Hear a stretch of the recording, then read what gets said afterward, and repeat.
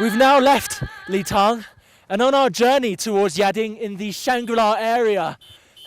Our road crosses through snow-capped mountains that still have the remains of glaciers from a bygone era.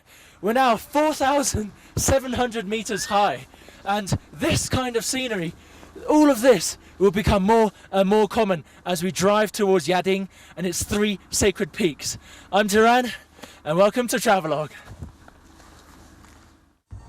Pushing ourselves forward towards Shangri-La, we climb onto Heizi Mountain, the highest place we'll drive across this entire trip. I'll be honest with you, even though it feels like you're walking across the top of the world, there's a certain sense of dread that you just can't shake off, and I know I definitely wouldn't want to be stranded up there.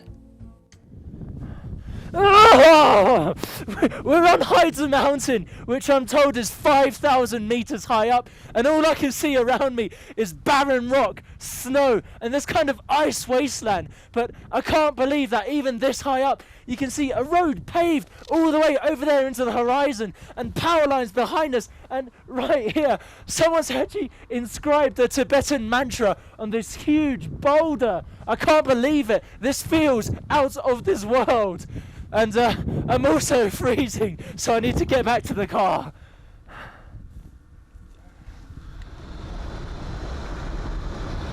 The road to Yading gets pretty dangerous. When you're this high up, the weather can change so drastically that within minutes, visibility can drop to absolute zero.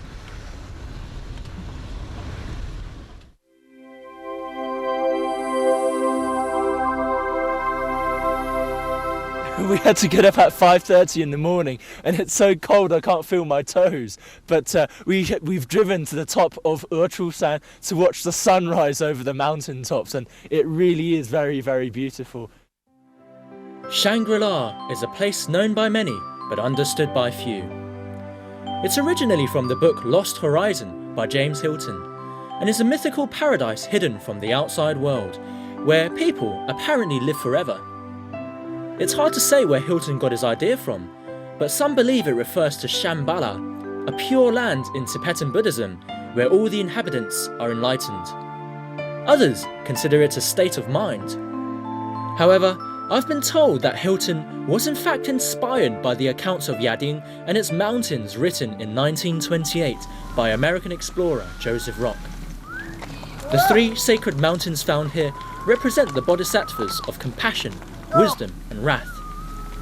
And it's said that every Tibetan's wish is to make at least one pilgrimage here in their lifetime. So I've been told that before the Tibetans go and visit the 3 sacred peaks in the Yading Nature Reserve, they must first come and pray here at the Gonggalangjiling Lamasery. Let's go inside and have a look.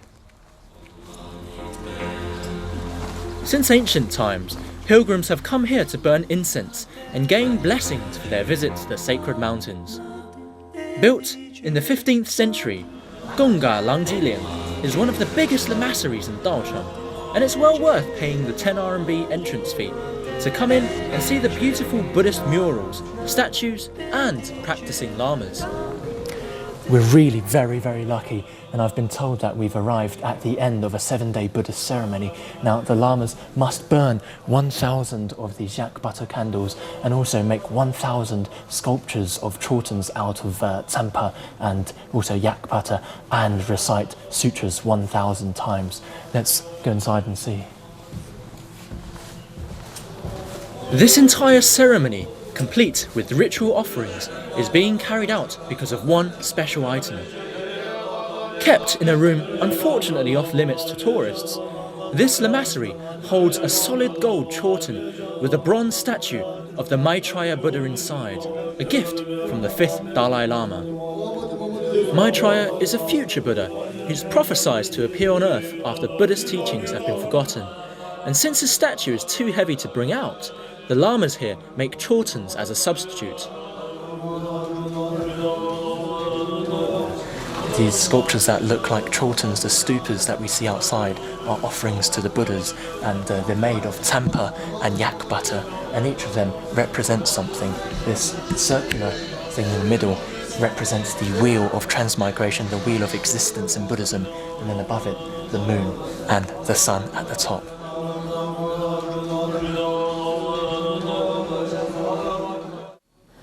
I have been really looking forward to seeing one of these. This is a Bhava Chakra, and it depicts the wheel of transmigration, the wheel of existence in Buddhism. And right in the middle, you see the three poisons of Buddhism, the pig representing ignorance, the rooster representing greed, and the snake representing hatred. And as we move outward, you have these six realms of Buddhism, where you have the devas at the top, the gods, and then on the left-hand side are the humans, and the top right, the asuras, the half-gods. And as we move towards the lower half of the circle, you've got the animals here on the left, the pretas, the hungry ghosts on the right, and right down here, Naraka, which is Buddhist hell. And as we move even further out, this outer section has 12 sections, and these 12 sections represent the 12 sins, the 12 causalities that cause us to remain in this never-ending cycle of life and death.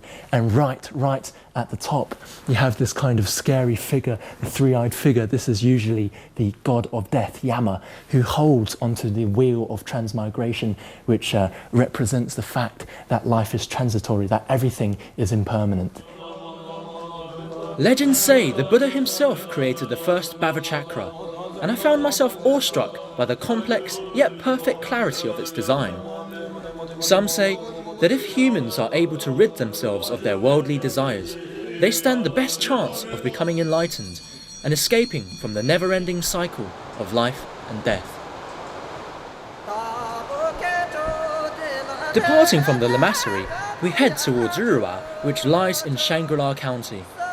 For most people, Rura is the final place where they can stock up on supplies and get a good night's rest before heading off for Yading. So there are lots of different types of accommodation here in Rura, ranging from youth hostels to 4-star hotels, but I've chosen something more traditional, and this 150-year-old house has been renovated into a hotel, which is where I'm staying at. Let me show you around.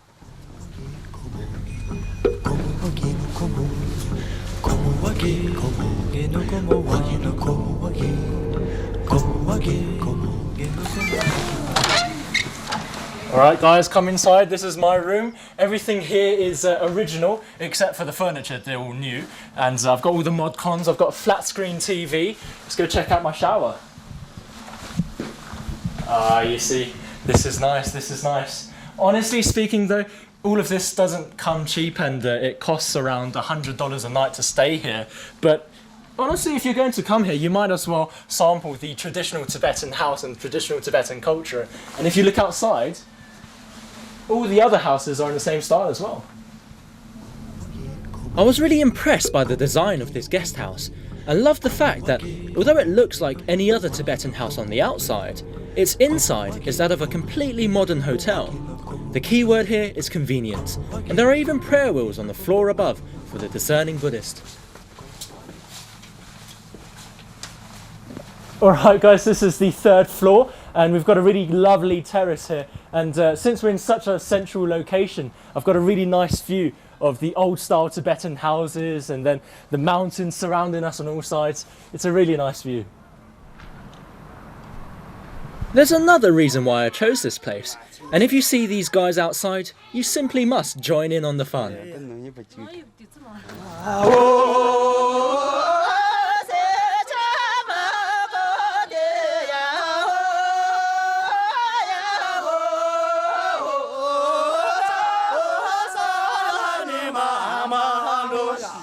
This is the local dance, and they do this whenever they have a bit of spare time, but I don't think I'm very good at this.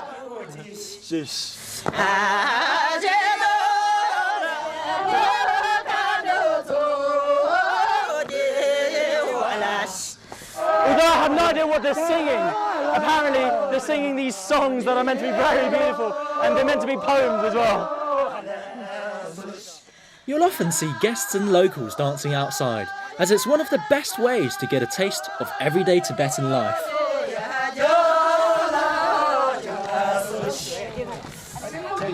This house used to be owned by the village head.